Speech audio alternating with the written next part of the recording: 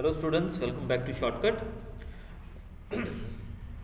हम chapter number 8 पढ़ रहे हैं साइंस का, हाउ डू ऑर्गेनिजम्स रिप्रोड्यूस। आज का जो हमारा टॉपिक है वो है मेल रिप्रोडक्टिव सिस्टम। तो ये हमारे लगभग लास्ट कुछ टॉपिक्स रह गए हैं इसके, तो चलिए देखते हैं इसको।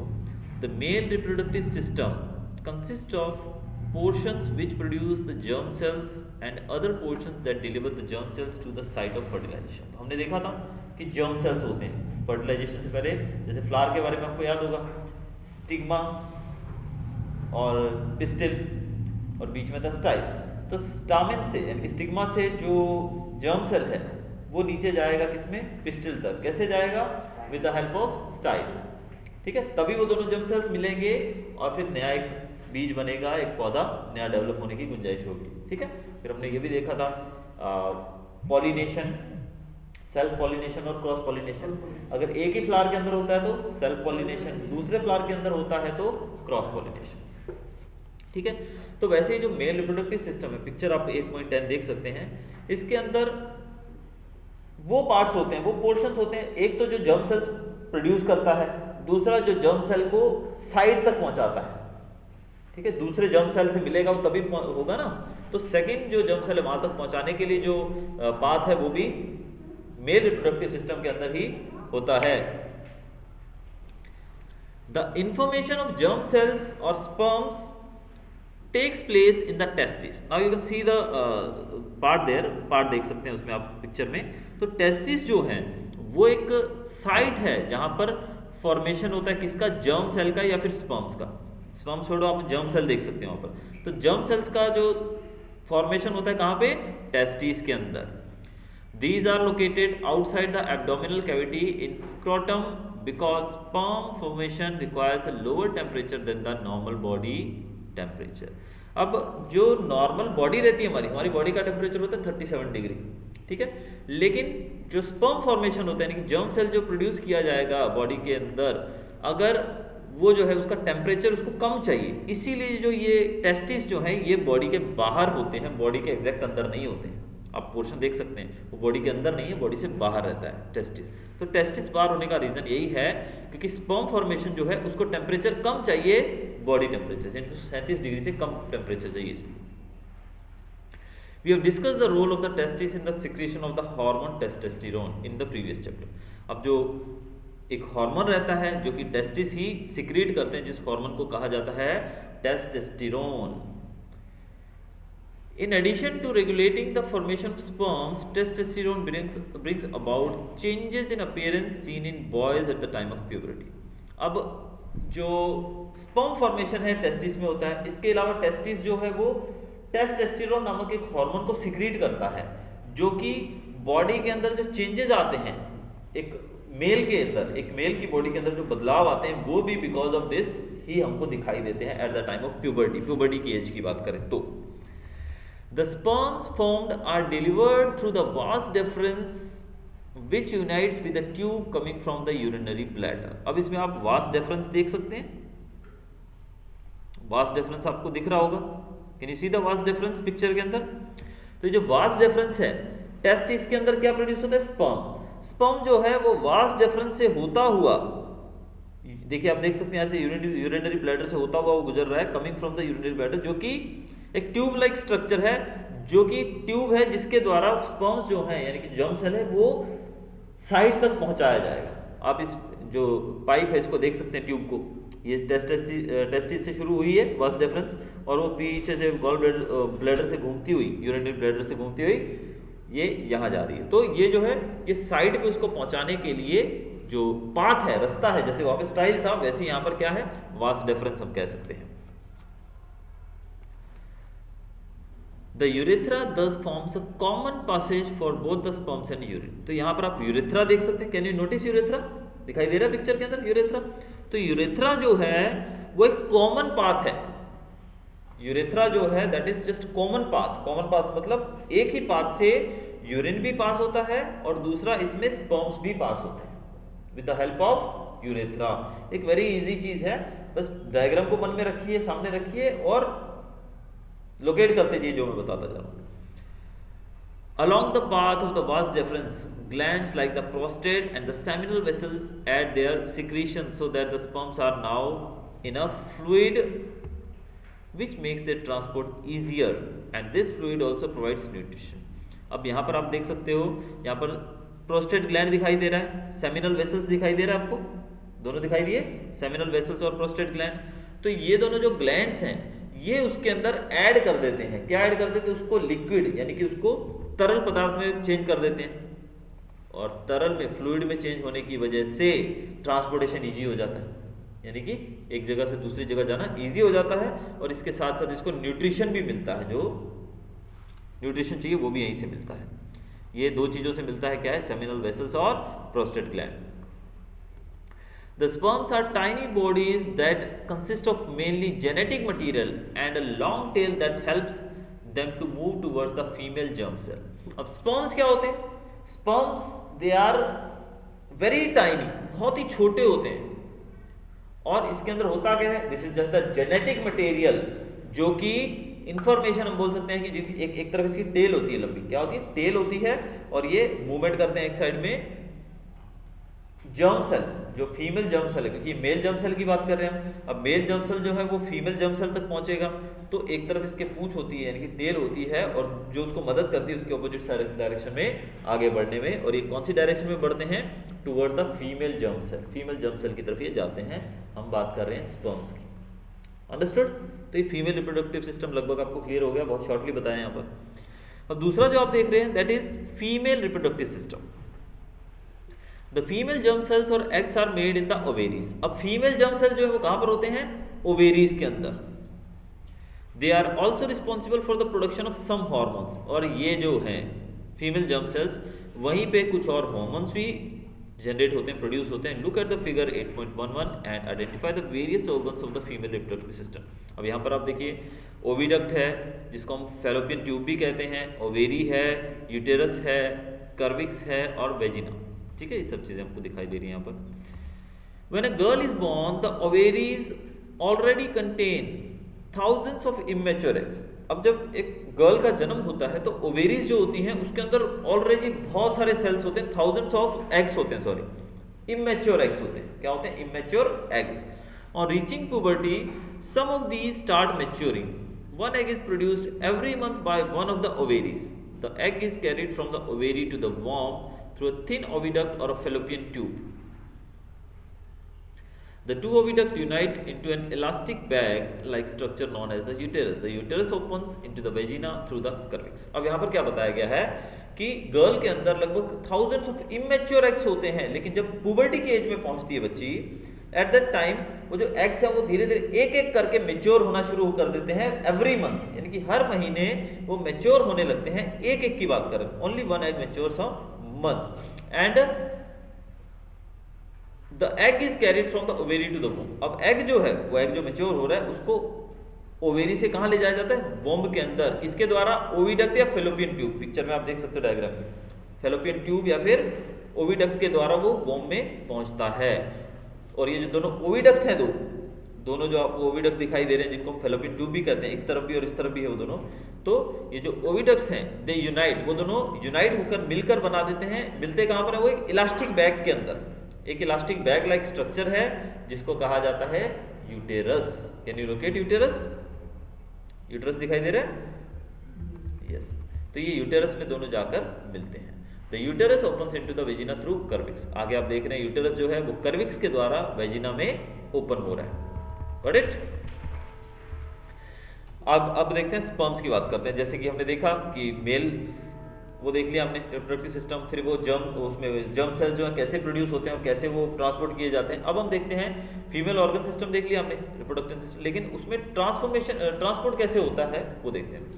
The sperms enter through the vaginal passage during sexual intercourse. तो सेक्सुअल इंटरकॉर्स के दौरान जो स्पर्म्स होते हैं वो वेजिनल पैसेज के थ्रू एंटर होते हैं, ठीक है, वेजिनल पैसेज आपने देखा पीछे, तो वहां से वो पास होते हैं। दे ट्रेवल अपवर्ड, फिर आगे जाकर ऊपर जाते हैं, reach the oviduct where they may encounter the egg, और फिर वो ऊपर जाकर कहां पहुंचते हैं, वो ओविडक्ट के अंदर पहुंचते हैं। और ओविडक्ट जो कि फेलोपियन ट्यूब है वहां पर पहले से ही एग्स होते हैं, तो उन एग्स से वो मिलते हैं। द फर्टिलाइज्ड एग, जिसको जाइगोट कहा जाता है। What is zygote? Zygote is fertilised egg. The fertilised egg starts dividing and form a ball of cells or embryo. जो फर्टिलाइज्ड एग जो है वो डिवाइड होना शुरू करता है और बनाता है एक बॉल ऑफ सेल्स, सेल्स की बॉल, जिसको हम एम्ब्रियो भी कहते हैं। क्या कहते हैं? यानी कि जाइगोट जो है, जो कि फर्टिलाइज्ड एग है, वो डिवाइड होता है और बनाता है एम्ब्रियो। जाइगोट से क्या बनता है? Embryo. The embryo is implanted in the lining of the uterus. Embryo कहाँ पे रखा जाता है, कहाँ पर होता है वो एम्ब्रियो जो है इम्प्लांट किया जाता है, वहाँ पर रखा जाता है। कहाँ पर? Lining of the uterus, where they continue to grow and develop organs to become foetus. और एम्ब्रियो जो है वो लाइनिंग, यूटेरस की लाइनिंग में इम्प्लांट किया जाता है, जहाँ पर वो धीरे धीरे बढ़ने लगता है और फिर उसके ऑर्गन्स भी बनने लगते हैं, बिकम फीटस। फिर वो क्या बन जाता है? फीटस बन जाता है। We have seen in earlier section that the mother's body is designed to undertake the development of the child. अब एक माँ की जो बॉडी होती है वो एक बच्चे की डेवलपमेंट को पूरे तरीके से अपने अंदर जनरेट करने में, होने में वो मदद करने लायक बनाई थी, कि माँ की एक बॉडी ही ऐसी होती है। Hence the uterus prepares itself every month to receive and nurture the growing embryo. तो हर महीने, every month, जो यूटेरस होता है वो प्रिपेयर्ड रहता है, तैयार रहता है to receive and nurture the growing embryo. तो जो एम्ब्रियो है, ग्रो हो रहा है उसके अंदर, उस एम्ब्रियो को नर्चर करने के लिए, यानी कि उसको बड़ा करने के लिए, ग्रो करने के लिए, नर्चर करने के लिए, रिसीव करने के लिए वो हर महीने तैयार रहता है uterus. The lining thickens and is richly supplied with blood to nourish the growing embryo. Lining, जो लाइनिंग है ना, जहाँ पे वो एम्ब्रियो रखा गया है, इम्प्लांट किया गया एम्ब्रियो, उसकी लाइनिंग जो होती है धीरे धीरे बढ़ने लगती है, यानी कि थिक होने लगती है, ताकि ज़्यादा से ज़्यादा वहाँ पर ब्लड सप्लाई हो सके। ब्लड सप्लाई ज़्यादा होगा तो एम्ब्रियो जो है वो ज़्यादा ग्रो करेगा। The embryo gets nutrition from the mother's blood with the help of special tissue called placenta. अब एम्ब्रियो जो है उसको न्यूट्रिशन कहाँ से मिलता है? वो न्यूट्रिशन मिलता है माँ के ब्लड से, और माँ के ब्लड के साथ साथ उसमें एक स्पेशल टिश्यू होता है जिसको हम कहते हैं प्लासेंटा। तो इसकी मदद से वहाँ पर ब्लड ज़्यादा जाता है और उनको ज़्यादा, एम्ब्रियो को ज़्यादा ब्लड मिलता है और न्यूट्रिशन मिलता है। This is a disc which is embedded in the uterine wall. अब प्लासेंटा क्या है? प्लासेंटा इज अ डिस्क, एक डिस्क जैसा है ये प्लासेंटा, जो कि यूटेराइन वॉल, यूटेराइन की वॉल जो है, दीवार है यूटेराइन, वहाँ पे वो लोकेटेड है। इट कंटेन्स विली, इसके अंदर क्या होती है? It contains villi on the embryo side of the tissue. जो एम्ब्रियो के साइड में, embryo side of the tissue के साइड में, एम्ब्रियो जो है उसके साइड में जो टिश्यू है वहां पर इसके अंदर विली होती है। क्या है? विली। ये भी एक पार्ट बताया गया इसके अंदर, विली बोला जाता है इसको। On the mother sides are blood spaces. Embryo की साइड में क्या होते हैं? विली, और माँ की साइड में क्या होती है? Blood spaces which surround the villi, जो कि विली को चारों तरफ से घेर के रखती है। These are called blood spaces, जो कि विली को चारों तरफ से घेर के रखती हैं। This provides a large surface area for glucose and oxygen to pass from the mother to the embryo.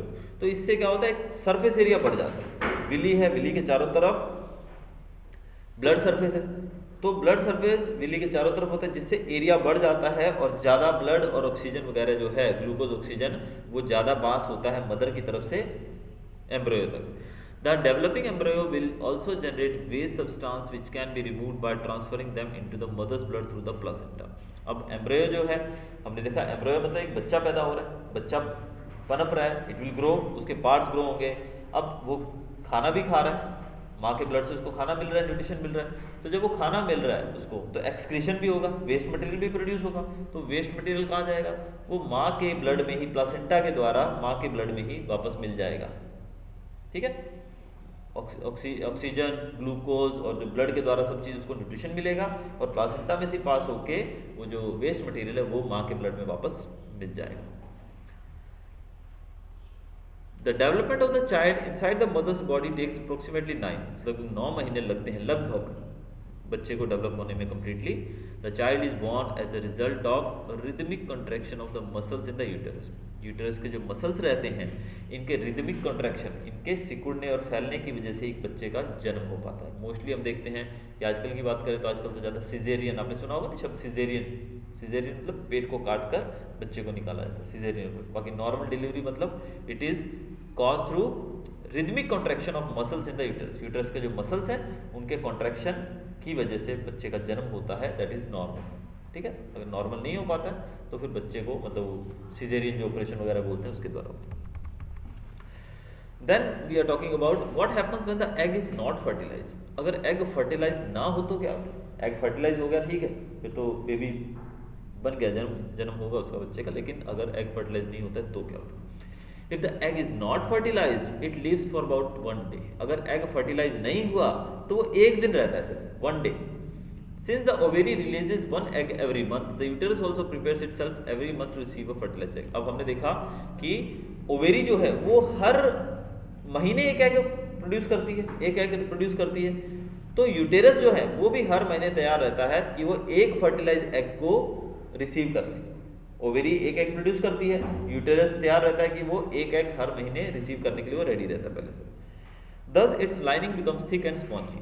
अब फर्टिलाइज एग से हमने देखा था कि यूट्रस की जो लाइनिंग होती है थिक हो जाती है ताकि ब्लड सप्लाई बढ़ जाए, वहाँ पे थिक होती है ना, मैं बताया जैसे पहले, तो थिक और स्पॉन्जी हो जाती है। This would be required for nourishing the embryo fertilisation had taken. अगर फर्टिलाइजेशन हुआ होता तो एम्ब्रियो जो बनता, एम्ब्रियो को थिक लाइनिंग के द्वारा ज़्यादा ब्लड सप्लाई मिलती, इसीलिए वो एम्ब्रियो को न्यूट्रिशन चाहिए, इसीलिए जो ब्लड सप्लाई ज़्यादा हो, इसीलिए वो जो लाइनिंग है यूट्रस की थिक हुई है। लेकिन यहाँ पर जब एग फर्टिलाइज ही नहीं हुआ तो now however this lining is not needed for longer, क्योंकि जब एम्ब्रियो डेवलप ही नहीं हुआ है, फर्टिलाइज ही नहीं हुआ है एग, तो फिर वो लाइनिंग के द्वारा जो ब्लड चाहिए वो चाहिए उसको, जब है ही नहीं कुछ वहाँ पे तो फिर क्या चाहिए उसको। तो ऐसे में क्या होगा, the lining slowly breaks and comes out through the vagina as blood and mucus. तो लाइनिंग जो है ना वो लाइनिंग फट जाएगी, टूट जाएगी अपने आप, वो लाइनिंग फट जाएगी और जो ब्लड है उस लाइनिंग किस लिए बनी है, ताकि ब्लड सप्लाई हो। तो जो एम्ब्रियो को ब्लड ही नहीं चाहिए तो वो लाइनिंग जो है वो लाइनिंग टूट जाएगी खुद ब खुद, और जो ब्लड वो है वो वेजिना के द्वारा ब्लड और म्यूकस के रूप में बॉडी से बाहर आ जाएगा in females. This cycle takes place रफली every month and is known as menstruation. ये जो साइकिल है यानी कि हर महीने होता है, एवरी मंथ दिस हैपन्स, और इसको कहा जाता है menstruation. It usually last for about 2 to 8 days। ये लगभग 2 से 8 दिन तक रहता है। कितने दिन तक? 2 से 8 दिन तक रहता है। ठीक है, so this is a normal process that takes place in female body. Normal process जो हर एक फीमेल की बॉडी में होता है at the time of puberty. ठीक है, next is reproductive health. As we have seen, the process of sexual maturation is gradual and takes place while general body growth is still going on. Therefore, some degree of sexual maturation does not necessarily mean that the body or the mind is ready for sexual act or for having or and bringing up children. How do we decide if the body or the mind is ready for this major responsibility? All of us are under many different kinds of pressures about these issues. There can be pressure from our friends for participating in many activities whether we really want to or not. There can be pressure from families to get married and start having children. There can be pressure from government agencies to avoid having children. In this situation, making choice can become very difficult. अब ऐसा होता है कि एक व्यक्ति जो है, mail और फीमेल हम बात करें, वो सेक्सुअल एक्ट के लिए रेडी है कि नहीं, उसको तय कर पाना बड़ा मुश्किल है। क्योंकि कभी कभी आप देखते हो हमारा जो कंट्री एक ऐसा है कि जैसे बच्चा है, लड़का है, अब आपको पता है हमारे यहाँ पे बच्चों की शादी पहले तो जल्दी हो जाती थी, बहुत जल्दी कर देते थे। अभी भी बात करें तो कभी कभी देखते हैं कि बुजुर्ग हैं, माता पिता हैं, वो बोलते हैं नहीं भाई अभी तो इसकी शादी कर दो यार, माँ बाप के प्रेशर की वजह से शादी करनी पड़ती है। Although we are not ready, हमें नहीं करनी है, फिर भी करनी पड़ेगी, होता है ऐसा। फिर शादी चलो हो भी गई है, उसके बाद कुछ लोगों को तो ऐसा होता है शादी को भी साल भी नहीं हुआ था बच्चा भी हो जाता है। क्यों? क्योंकि पेरेंट्स की रिक्वायरमेंट होती है। पेरेंट्स बोलते हैं हमें तो दादा बनना है, अभी दादा बनना है कि अमरूद का पेड़ है कैसे ही लाया तो अमरूद गिरा दिया नीचे, पर उनका प्रेशर, फैमिली का, फ्रेंड्स का, बहुत सारे प्रेशर होते हैं। तो कभी कभी तो गवर्नमेंट क्या बोलती है कि बच्चे कम ही अच्छे, छोटा परिवार सुखी परिवार। तो भाई हम कैसे चॉइस करेंगे हमें क्या करना है? कंफ्यूज नहीं होता बंदा। चलो मेच्योर, हर एक बंदा मेच्योर नहीं होता, हर एक आदमी प्लानिंग से नहीं चलता। हमारी लाइफ के अंदर अगर हमें सुखी रहना है ना तो everything should be plan, properly plan. शादी की पहले, अभी आपकी बचपन की उम्र है तो इसको पढ़ाई में डील करो अच्छे से, फिर एक टाइम रखो कि मुझे ये मेरा गोल अचीव करना है, मुझे डॉक्टर बनना है, इंजीनियर बनना है, फलानी नौकरी मेरे को मिलनी चाहिए, मेरी कम से कम 50,000 रुपये मंथली इनकम होनी चाहिए, लाख रुपये होनी चाहिए, वो आपका एक टारगेट होना चाहिए। उसके बाद you have to think about your marriage कि भाई मेरी शादी हो, फिर वो शादी की तरफ फोकस करो, फिर एक अच्छी लड़की या अच्छा लड़का आपकी लाइफ में आए जिससे आप शादी करो। उसके बाद आपको देखना है कि भाई after marriage you should enjoy your life कि भाई शादीशुदा भी, अब बचपन आपने एंजॉय किया, उसके बाद अच्छी नौकरी मिल गई आपको पढ़ाई के बाद, अब एक अच्छी लड़की मिली, एक अच्छा लड़का मिला आपको जो आपका जीवन पार्टनर है, जो भी साथी है, उसके बाद आप ये तो नहीं है कि शादी हुई तो भाई अगले साल ही हमारे बच्चे पैदा हो गए, उसके लिए भी आपको प्रिपेयर होना पड़ेगा क्योंकि वो रिस्पॉन्सिबिलिटी है। बच्चे पैदा करना कोई मजाक थोड़ी है कि भाई फैमिली बढ़ा लो, लोग तो बोल देते हैं, अब पापा मम्मी तो बोल देंगे कि हमें दादा दादी बनना है, वो दूसरे रिश्तेदार भी बोल देंगे हम तो नाना नानी बनना है भाई, है? लेकिन भाई जो बंदा जो लड़की बच्चे को जन्म देने वाली है, क्या वो रेडी है बच्चे को संभालने की? क्या उसको खुद को, अभी कई बार तो ऐसा भी देखा जाता है कि ऐसे परिवार जो जॉइंट में रहते हैं, जॉइंट फैमिलीज होती हैं, वहाँ पे लड़का लड़की मतलब शादी हुई है, शादी का तुरंत उनको मतलब ऐसे ही प्रेशर फैमिली से, नहीं भाई हमें तो बच्चा चाहिए, हमें खिलाने के लिए बच्चा चाहिए। अरे खिलाने के लिए बच्चा चाहिए तो खिलाने के लिए बच्चा चाहिए तो फिर तुम बेबी सिटर का काम कर लो ना, कहीं पे जाके कहीं प्ले स्कूल ज्वाइन कर लो, वहाँ पे बहुत सारे बच्चे होंगे, सबको खिलाना, ठीक है? तो उस प्रेशर में कभी कभी लोग ऐसे स्टेप उठाते, चलो भी बच्चा हो भी गया, अब उसकी माँ को तो पता ही नहीं है बच्चे को हैंडल कैसे करना है, फिर वो सारा काम दादी करेगी, तो वो तो रेडी नहीं है ना, अब उसको तो पता ही नहीं बच्चा हैंडल करे, वो खुद तो भी बच्चों जैसी 25 साल की उम्र है, 24 साल की उम्र है, ऐसा तो वो सब चीज़ें नहीं होनी चाहिए। हमारे लिए चॉइस करना बड़ा जरूरी है, वो डिफिकल्ट रहता है। We must also consider the possible health consequences of having sex. We have discussed in class 9 that diseases can be transmitted from person to person in a variety of ways. Since the sexual act is very intimate connection of bodies, it is not surprising that many diseases can be sexually transmitted. These include bacterial infections such as gonorrhea and syphilis, and viral infections such as warts and HIV/AIDS. Is it possible to prevent the transmission of such diseases during sexual act using a covering called condom for the penis during sex? Helps to prevent transmission of many of these infections to some extent. अब हम बात करते हैं, अभी तो हमने देखा कि भी फैमिली प्रेशर या ये चीजें हो जाती, लेकिन सेक्सुअल एक्टिविटी जो है it is not just a game. हम ये बोले कि बहुत आसान है, बहुत मतलब इट्स नॉट अ वेरी मतलब सिंपल और इजी और बचकाना हरकत नहीं है, ठीक है? भी बच्चों का खेल वो नहीं, उसको बहुत सारी बीमारियां भी होती है इससे। It may cause many disease also, जैसे कि आपने सुना होगा बहुत ही घातक बीमारी जिसको हम हमारे समाज के अंदर मोस्टली सुनते हैं, HIV/AIDS तो सुना होगा ना। तो एड्स के ऊपर हमारे बहुत सारी एडवर्टाइजमेंट आती रहती है, ठीक है? एड्स जो है उसको होने के कुछ जो कारण है, एक कारण उसमें दिया जाता है कि अगर इन्फेक्टेड पर्सन का ब्लड किसी नॉन इन्फेक्टेड पर्सन को चढ़ा दो तो उसको एड्स हो सकता है। किसी को पहले से एड्स है, उसका ब्लड दूसरे को चढ़ा दिया तो उसको एड्स। दूसरा, सिरिंज, एक ही सिरिंज से मैंने इसको भी इंजेक्शन लगा दिया, उसी सिरिंज से मैंने दूसरे को भी इंजेक्शन लगा दिया, तब ऐसा होता है। तीसरा, सेक्सुअल इंटरकोर्स के समय, ठीक है? सेक्सुअल इंटरकोर्स के समय भी ये बीमारी हो सकती है, तो यानी कि इतनी घातक बीमारी जिसका इलाज ही नहीं है कुल मिलाकर हम देखें। तो इस चीज से बचने के लिए हमें पहले तो सबसे पहली बात तो we should be mentally prepared, हमें मैच्योर होंगे तभी ये चीज़ों को समझ पाएंगे, ठीक है? और हमारा कंट्री जो है यहाँ पर तो सेक्सुअल एजुकेशन तो हम लोग बहुत ही कम होती ही नहीं है, because we are not ready to talk about this thing with anybody, ठीक है? हम अपने दोस्तों का जो खी करके हंस लेंगे फालतू, वो भी we don't have any knowledge about this thing. अब मम्मी पापा से बात करोगे इसके बारे में, टीचर से बात करोगे, बड़े भाई से पूछोगे, वी डोंट टॉक। ना लड़के बात करते हैं ना लड़कियां, बिकॉज हम लोग समझते हैं कि भाई नहीं, लेकिन आपने देखा होगा आजकल तो ऐसी फील्ड्स भी चली है जिसमें सेक्स एजुकेशन दिया जाता है, फॉरेन कंट्रीज में तो सब्जेक्ट्स भी रहते हैं, ताकि at least we should know about that thing कि भाई हमारे लिए क्या सेफ है, what is good for us, ठीक है ना? तो ऐसे में जैसे कि यहाँ पर कुछ और बीमारियां बताई गई, जैसे बैक्टीरियल इन्फेक्शन होता है जिसको गोनोरिया कहते हैं, सिफिलिस जैसी बीमारियां होती हैं, वायरल इन्फेक्शन है जैसे एड्स जैसी बीमारियां, तो ये सब because of the sexual active होते हैं।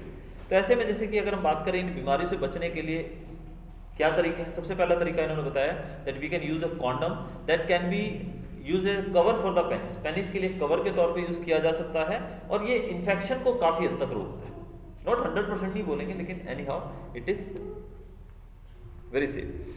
The sexual act always has the potential to lead to pregnancy. Pregnancy will make major demands on the body and the mind of the woman, and if she is not ready for it, her health will be adversely affected. Therefore, many ways have been devised to avoid pregnancy.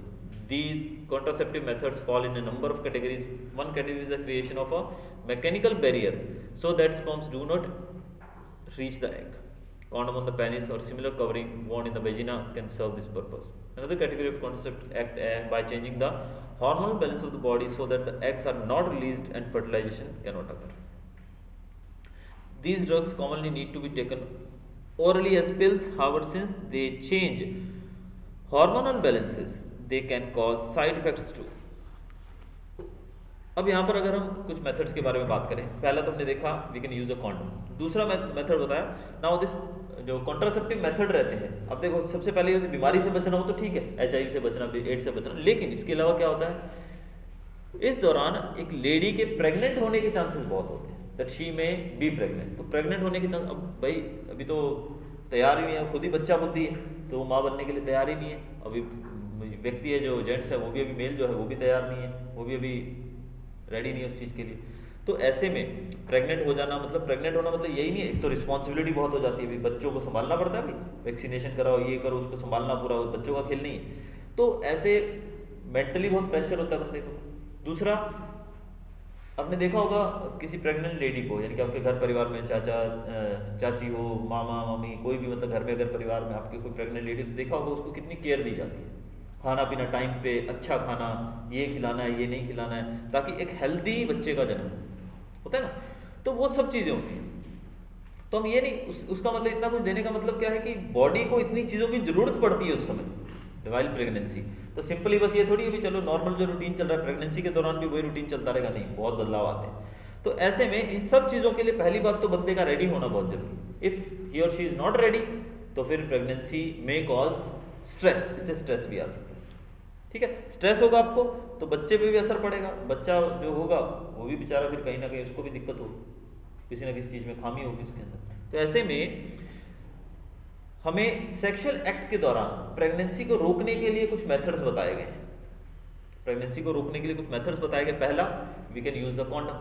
ठीक है, it may be use by male also and by female also, both way, यानी कि mails के लिए भी आते हैं और फीमेल्स के लिए भी, तो दोनों ही यूज कर सकते हैं सेपरेटली। इससे क्या, सिंपल सी कैलकुलेशन ये है कि जो जर्म सेल है मेल बॉडी के अंदर, वो जर्म सेल फीमेल बॉडी के अंदर जाकर फीमेल जर्म सेल से मिलेगा, तब एग फर्टिलाइज होगा, जो हमने भी पढ़ा। ठीक है, अब हमें मेल जर्म सेल को फीमेल जर्म सेल से मिलने से रोकना है। उसको रोकने का पहला तरीका है कि बैरियर बना दो, तो बैरियर के तौर पे हम कॉन्डम का यूज कर सकते हैं। इट में बी यूज बाय मेल और फीमेल ऑल्सो। दूसरा तरीका इसमें ये होता है कॉन्ट्रासेप्टिव पिल्स में, जैसे कि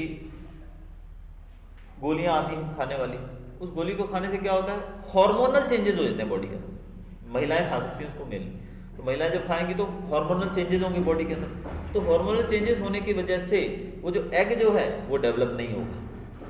समझ रहे बात, यानी कि ये तो हमने एक आर्टिफिशियल साधन अपनाया, ये तो आर्टिफिशियल साधन हो गया। ठीक है, आर्टिफिशियल साधन में क्या हो, उसमें गोली खाई, बॉडी के अंदर हार्मोन्स जनरेट हुए जो फर्टिलाइजेशन को रोक देते हैं। तो जब आप किसी एक नेचुरल प्रोसेस के अंदर कुछ छेड़छाड़ करोगे तो उसका कुछ साइड इफेक्ट भी हो सकते हैं। तो इस तरीके से जो फर्टिलाइजेशन को रोकने के लिए जो टैबलेट्स ली जाती हैं, जिसको हम कॉन्ट्रासेप्टिव पिल्स कहते हैं, उसका साइड इफेक्ट भी हो सकता है। ठीक है, other contraceptive devices such as the loop or the copper T are placed in the uterus to prevent pregnancy. Again, they can cause side effects due to the irritation of the uterus. If the vas deferens of the male is blocked, sperm transfer will be prevented. अब यहाँ पर दो और method, दो तो मैंने बता दी। अब ये क्वेश्चन आता है एग्जाम में कई बार, ये आता है क्वेश्चन। तो ये मैंने जो दो टॉपिक बताया, पहला you can use the condom, दूसरा कॉन्ट्रासेप्टिव पिल्स, और तीसरा इसमें मैं जो बता रहा हूँ ध्यान रखिएगा, तीसरा इसमें होता है यूज कॉपर टी का यूज होता है। क्या होता है, कॉपर टी। कॉपर टी मतलब एक ऐसा हम कहेंगे एक उपकरण, एक मतलब कोई चीज आती है जो कि यूटरस में प्लेस की जाती है। ठीक है, टी टाइप में ऐसा कुछ आता है जो कि ऑपरेशन के दौरान ऑपरेशन किया जाता है और यूटेरस के अंदर वो टी लगा दी जाती है, जिससे स्पर्म जो है वो अंदर पास नहीं होंगे और वही जर्म सेल्स जो है, male germ cells female germ sales तक नहीं पहुंचेंगे। वही तो हमारा मोटिव है, प्रेगनेंसी खुद ब खुद। तो ये तीसरा मेथड है कॉपर टी का यूज करना। लेकिन इससे भी इरिटेशन जैसी समस्या हो सकती है। आपकी बॉडी के अंदर कोई चीज़ अगर बाहरी चीज़ कोई अंदर रखी जाए, डाली जाए, तो उससे नुकसान हो सकता है। तो it may cause infection also. इसके अलावा बताया गया अगला वास डेफरेंस। आपने पीछे देखा ना, हमने जो मेल रिप्रोडक्टिव सिस्टम देखा था, तो उसके अंदर हमने एक ट्यूब देखी थी जो कि स्पर्म्स को लेकर जाती है यूटरस के अंदर। ठीक है, स्पर्म को लेकर जाती है आगे, पास करती है। तो अगर उस वास डिफरेंस को बंद कर दिया जाए तो स्पर्म्स जो है वहां जाएंगे, ठीक है। तो स्पर्म्स को वहां पहुंचने से रोकने के लिए वास डिफरेंस को ब्लॉक कर दिया जाता है, जिसको नसबंदी भी कहा जाता है पहले, तो वो भी किया जाता है लोगों के द्वारा। If the fallopian tube in the female is blocked, the egg will not take place, ठीक है। ये तो मेल में हमने किया, जो वास डिफरेंस को क्लोज किया, ब्लॉक किया। वैसे ही फीमेल के अंदर भी फैलोपियन ट्यूब को ब्लॉक कर दिया जाए तो एग फॉर्मेशन नहीं होगा। किसको? फैलोपियन ट्यूब को ब्लॉक कर दिया जाए तो, ठीक है। In both cases fertilisation will not take place, surgical methods can be used to create such blocks. अब दोनों ही केसेस के अंदर आप वास डिफरेंस को मेल में ब्लॉक कर दोगे तो भी सेल एग फॉर्मेशन नहीं होगा। अगर आपने फैलोपियन ट्यूब को फीमेल में ब्लॉक कर दिया तो भी फर्टिलाइजेशन नहीं होगा। यानी कि मैंने आपको समझाया, जैसे जब तक वो दोनों जर्म सेल्स मिलेंगे नहीं तब तक फर्टिलाइजेशन नहीं होगा। तो अगर हम भले ये रास्ता ब्लॉक करके फर्टिलाइजेशन को रोकें या भले ये वाला ब्लॉक करके रोकें, दोनों ही केसेस के अंदर फर्टिलाइजेशन नहीं होगा, लेकिन ब्लॉकिंग जरूरी है। और ये दोनों के लिए सर्जरी चाहिए। क्या की जाती है? Surgery. Surgical methods can be used to create such blocks. While surgical methods are safe in long run, surgery itself can cause infections and other problems if not performed properly. अब surgery जो है वैसे तो वो कारगर method है, बड़ी बड़ी सर्जरियां हो जाती हैं, ठीक है, लेकिन फिर भी अगर वो प्रॉपर्ली नहीं की जाए तो इससे भी नुकसान हो सकता है। Surgery can also be use for removal of unwanted pregnancy. Unwanted pregnancy यानी कि अगर प्रेगनेंसी हो गई है, यानी कि हम बोलें कि भी एग फर्टिलाइज हो चुका है, ठीक है। और आजकल तो बहुत सारे मेथड्स आते हैं, आपने देखा होगा टीवी के अंदर ऐड आती है बहुत सारी, प्रेगा न्यूज़ करके आती है, इतनी सी पट्टी डिब्बी आती है, प्रेगा न्यूज़ की ऐड आती है। तो उन चीज़ों के द्वारा आप पता लगा सकते हो खुद ही कि वेदर यू आर प्रेग्नेंट और नॉट। तो लोग मतलब खुद ब खुद पता भी लगा सकते हैं उसके द्वारा कि आप प्रेग्नेंट है कि नहीं। तो ऐसे में if you don't want a baby at that time, तो उस समय में आप अनवांटेड प्रेगनेंसी को हटा भी सकते हो। तो उसके लिए अलग अलग मेथड्स डॉक्टर्स जो है वो बताते हैं।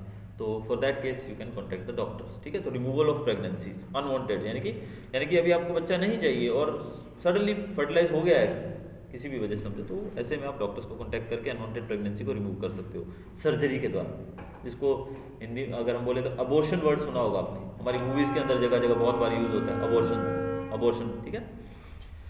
These may be misused by people who don't want a particular child, as happens in the illegal sex selective abortion of female fetuses. अब अबॉर्शन जो है, ये शब्द यहाँ पे लिखा नहीं गया वैसे, अबॉर्शन जो है इलीगल एक्टिविटीज में भी यूज किया जाता है नेगेटिव वे में। कैसे भाई? अब देखो, एक व्यक्ति जो है भाई वो किसी कारण से बोल रहा है, एक हस्बैंड वाइफ है, परिवार है, जो कि अभी किसी कारण से they are not financially set समझ लो, या अभी मेंटली प्रिपेयर्ड नहीं है एक बच्चे के लिए, और अनवांटेड प्रेगनेंसी हो गई है कि भी वो नहीं चाहते हैं बच्चा, लेकिन फिर भी एग फर्टिलाइज हो गया, तो एक तो वो अबॉर्शन करवाएं या फिर वो प्रेगनेंसी को हटाएं, वो अलग बात होगी। लेकिन हमारे कल्चर के अंदर क्या होता है? लड़का चाहिए सबको। क्या चाहिए? लड़का चाहिए ना सबको। ज्यादातर लोग लड़का ही मांगते हैं। गांव में क्या पढ़े लिखे लोग भी लड़का मांगते हैं यार। कितने सारे लोग ऐसे हमने देखे हैं अपनी लाइफ में अभी तक कि उनको भले बोलेंगे जरूर, लेकिन उनको लड़का ही चाहिए। तो जो लड़के की चाह में क्या होता है कि सोनोग्राफी वगैरह करके पता लग जाता है कि पेट में लड़का है कि लड़की। तो अगर लड़की होती है तो वो उसको अबॉर्शन करवा देते हैं, हटा देते हैं। फिर दोबारा वो लेडी प्रेग्नेंट हुई, फिर पता लगा कि अभी फिर लड़की है, फिर अबॉर्शन करवा दो, फिर तीसरी बार फिर अबॉर्शन करवा दो, ठीक है, जब तक लड़का नहीं हो ऐसा। तो ये तो इलीगल बात है, गलत बात है। और हमारे यहाँ पर सेक्स पता करना कि आपके पेट में पलने वाला बच्चा लड़का है लड़की, वो भी गुनाह है। अगर आप किसी गायनेकोलॉजिस्ट के पास जाते हो, किसी भी डॉक्टर के पास जाते हो ना, तो वहाँ पर एक बोर्ड लगा जरूर दिखाई देगा आपको, यहाँ पर लिंग जांच नहीं की जाती है।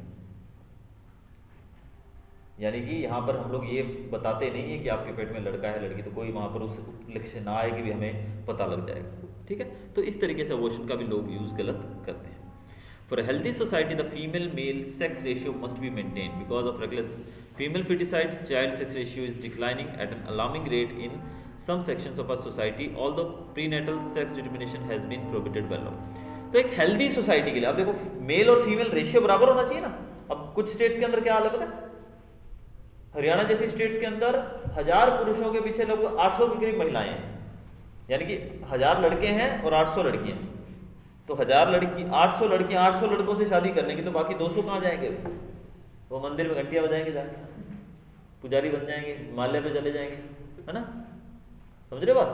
तो सेक्स रेशियो बराबर होना चाहिए। तो उसके लिए हमें फीमेल फिटिसाइड को रोकना होगा। और वैसे तो बैन ही है ना, लड़कियों को आजकल तो जैसे दूध पीती होता था, ये सब चीज़ें होती थी, वो सब चीज़ तो बैन है। और इसीलिए सरकार ने सेक्स डिटर्मिनेशन को भी बैन किया हुआ है कि आप पता नहीं कर सकते हो कि आपके पेट में लड़का है लड़की है, ये भी बैन है। इसीलिए डॉक्टरों ने वहाँ पे लगाया होता है बोर्ड, कोई चोरी छुपे 2 नंबर में करता हो बात अलग है, बाकी वैसे ये सब बैन ही है। Understood? We have noted earlier that reproduction is a process by which organisms increase their population. The rates of birth and death in a given population will determine its size. तो हमने देखा कि किसी भी population को बढ़ाने के लिए रिप्रोडक्शन जरूरी है। पॉपुलेशन तभी बढ़ेगी जब रिप्रोडक्शन होगा। Rate of birth and death, कितने बर्थ मतलब इनकमिंग, समझो कि अर्थ है, धरती है, बर्थ मतलब इनकमिंग, डेथ मतलब आउटगोइंग।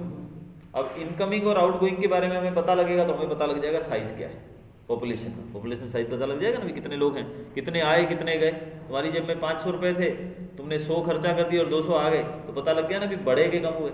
200 आए यानी कि 500 प्लस 200 700 हो गए, 100 गए यानी कि 600, 500 थे 600 हो गए यानी कि बढ़ गए। ठीक है, तो डेथ और बर्थ रेट का पता लगाकर हम किसी भी पॉपुलेशन का साइज पता लगा सकते हैं। The size of the human population is a cause for concern for many people. This is because an expanding population makes it harder to improve everybody's standard of living. However, if inequality in society is the main reason for poor standards of living for many people, the size of the population is relatively unimportant. If we look around us, what can we identify as the most important reason for poor living standards? अब expanding population, बढ़ रही है population बहुत ज़्यादा, तो बढ़ती हुई population जो है वो एक समस्या है हमारे लिए। वैसे देखने जाए तो समस्या ही है ना हमारे लिए।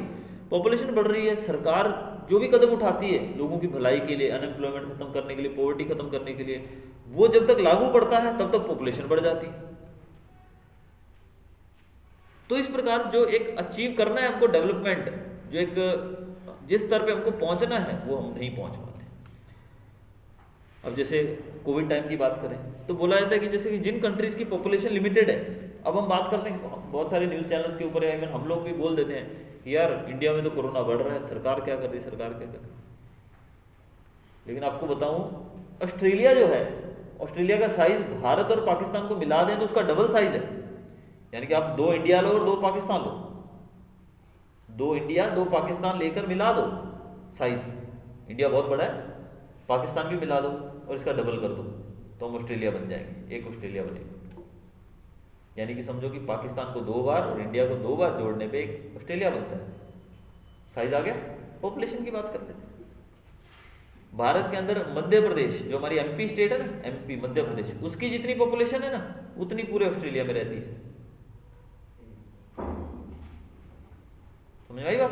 तो इतने बड़े देश के अंदर इतने लोग रहते हैं, इतना बड़ा देश, यानी कि हमसे 3 गुना बड़ा। चलो पाकिस्तान हमसे आधा लगा लो, तो पाकिस्तान को डबल करेंगे तो समझो एक इंडिया बना सपोज, तो इंडिया से 3 गुना बड़ा हो गया ऑस्ट्रेलिया। तो पॉपुलेशन सिर्फ हमारी एक स्टेट के बराबर है, तो वो सुखी क्यों नहीं होगा भाई? तो पॉपुलेशन इसीलिए तो कंट्रोल करने के लिए बोला जाता है। सरकार के पास हर चीज़ का रिकॉर्ड होता है। अब कुछ देशों में तो सुनने में आया, जैसे कनाडा जैसे देशों में बोलते हैं कि सरकार ने लोगों के अकाउंट में पैसे डाले कोविड के टाइम पे, लॉकडाउन में, कि भाई तुम्हारे काम धंधे नहीं है, बोले कि $2,000 डाले, $1,000 डाले, ठीक है। और हमारे यहाँ पे 2,000, इज इट पॉसिबल? सबको मिला 2,000 रुपये? वो गरीब लोग बिल्कुल पुअर जो थे वो, क्यों भाई? मिडिल क्लास लोगों के घर में पेड़ लगे हुए हैं क्या पैसों के? तो एक्चुअल में तो जरूरत मिडिल क्लास लोगों को ज़्यादा, क्योंकि हम वो तो सबसे ज़्यादा तो हम लोगों को परेशानी होती है। लेकिन बात उसमें सरकार की भी गलती नहीं है, बिकॉज इतना बड़ा कंट्री है भाई, इतने बड़े कंट्री में पॉसिबल नहीं है, कैसे करोगे? It is not possible.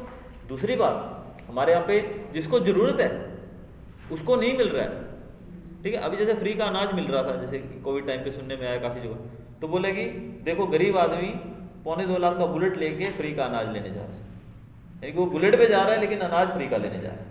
अब जो बंदा बुलेट अफोर्ड कर सकता है, 30 की माइलेज वाला, 25 की माइलेज वाला, 2.25-2 लाख का आता है, 1.5 से ऊपर तो आता ही है, तो 1.5-2 लाख का जो बुलेट लेके जा रहा है उसको अनाज फ्री में चाहिए, लेकिन फिर भी लोग लेते हैं। तो ये कुछ कारण है जिस कारण से पॉपुलेशन कंट्रोल करना जरूरी है, तभी हम डेवलप हो पाएंगे। तो ये था हमारा वीडियो आज का। Thanks for watching.